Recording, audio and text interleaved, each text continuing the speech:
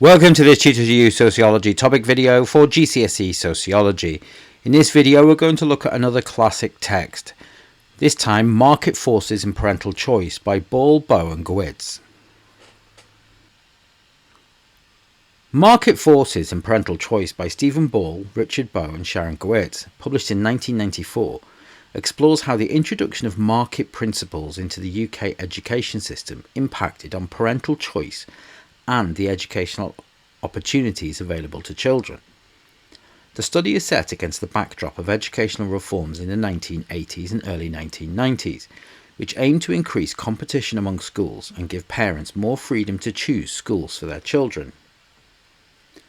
Bowe and Gewirtz approached their study from a critical perspective, focusing on how social structures and inequalities impact on education. They were particularly interested in how class and socioeconomic status influence parents' ability to make choices about their children's education.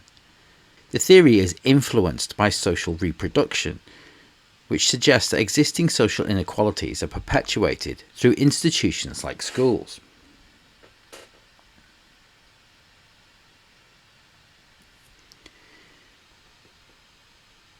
The researchers used a combination of qualitative methods to gather their data. They conducted interviews with parents, teachers and school leaders to understand their experiences and perspectives.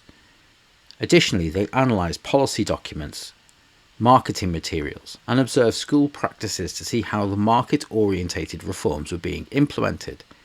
This approach allowed them to get a detailed view of how these changes were affecting different stakeholders in the education system. Bowe and Gewirz's key findings included inequality in access to information. They found that not all parents had equal access to information about schools. Middle-class parents, for example, often had more resources and better networks to gather information, giving them an advantage in the school selection process. Working-class parents, on the other hand, faced barriers such as lack of time, knowledge and connections, making it harder for them to make informed choices. Bowe and Gewirtz also highlighted the importance of economic and social capital in school choice. Middle-class parents could use their economic capital to move to areas with better schools or pay for private education.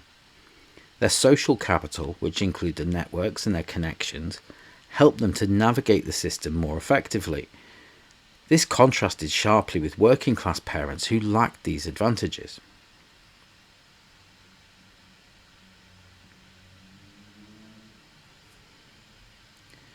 One of the goals of market-orientated reforms was to improve school quality through competition. However, the researchers found that this did not always happen. Instead, schools in more affluent areas tended to get better, while those in disadvantaged areas struggled. This is because popular schools attracted more resources and students, which led to more funding, and less popular schools faced declining enrolments and less funding, giving them less opportunities to improve their performance. Bowe and Gewirtz also found that the ability to choose schools did not necessarily lead to better educational outcomes for all students. Middle-class parents often chose schools based upon academic performance and reputation, while working-class parents prioritised factors like proximity and safety. As a result, children from middle-class families generally ended up in better performing schools, which reinforced existing inequalities. One criticism of Bowe and Gewirtz was that their findings may not be generalisable to all contexts. The research was conducted on specific areas of the UK, and the experiences of parents and schools in other regions, or even other countries, may differ. It limits the extent to which the results can be applied universally.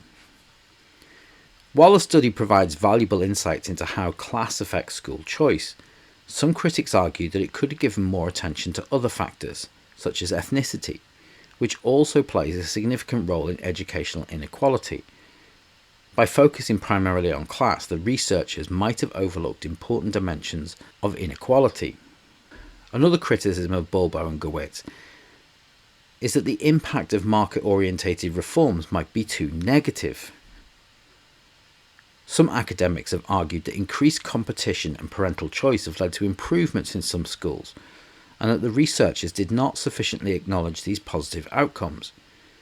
Additionally, the long-term effects of these reforms were not fully explored, as the study was conducted relatively soon after their implementation. However, other research that has been conducted into the impacts of marketisation of education has supported the findings of Bowe, Gewirtz.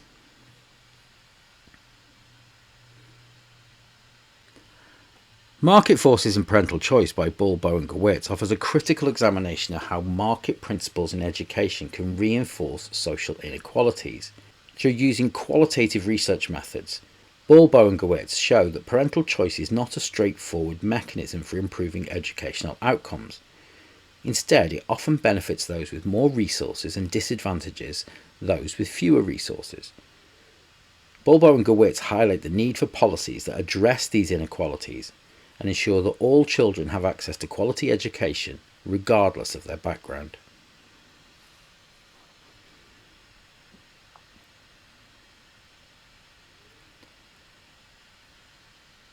That concludes this Tutors U Sociology topic video for GCSE Sociology, looking at Market Forces and Parental Choice by Bowe, Gewirtz.